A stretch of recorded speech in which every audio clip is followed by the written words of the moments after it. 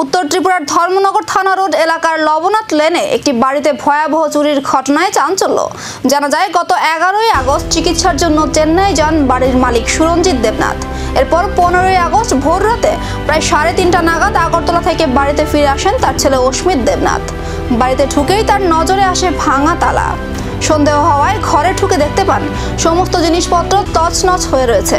এরপর বাড়ির অন্যান্য ঘর পরীক্ষা করতেই সামনে আসা আরও চাঞ্চল্যকর ছবি। 3টি আলমারির দরজা এবং লকার ভাঙা অবস্থায় দেখতে পান পরিবারের সদস্যরা। চোরেরা কি সামগ্রী নিয়ে গিয়েছে তার হিসেব এখনো চলছে। খবর দেওয়া হয় ধর্মনগর থানায়। ঘটনার খবর পেয়ে ঘটনাস্থলে পৌঁছে তদন্ত শুরু করে পুলিশ। ঘটনায় ইতিমধ্যেই এলাকায় নিরাপত্তা নিয়ে উদ্বেগ তৈরি হয়েছে। 11 তারিখে চেন্নাই ডাক্তারের ট্রিটমেন্টের জন্য গিয়েছেন আর কি। আর আমার 12-এ আগরতলা এক্সাম ছিল, তো আমি 12 তারিখ সকালবেলা এই সকালের ভোরের যে ট্রেনটা আছে ওটা দিয়ে আগরতলা যাই।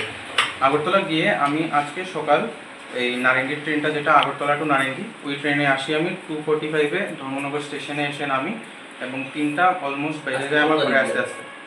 ঘরে এসে দেখি আমি ঘরের লাইটগুলো অন করা। তো আমি গেট ওপেন করে যখন দেখলাম যে এখানের মধ্যে এই যে তালাটা ভাঙা, তারপর আমি ওইদিকে ঢুকে দেখলাম যে এরকম অবস্থা করে। আমি সাথে সাথে পুলিশকে ফোন করি এবং আমি থানাতে গিয়ে পুলিশকে কমপ্লেন করি। ওরা এসেছে এবং এসে দেখে গিয়েছে যে কী কী হয়েছে। সিসিটিভি আমার এখানে ছিল লাগানো, কিন্তু সিসিটিভির মধ্যে মানে ফেসগুলো স্পষ্ট আসেনি, জাস্ট ব্যাক প্রোফাইল আর এই দেখা গিয়েছে যে ওরা ঢুকেছে এই দিক দিয়ে।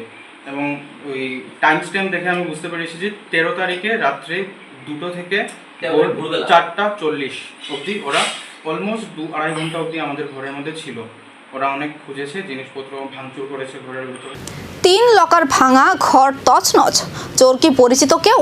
তদন্তেই মিলবে আসল উত্তর।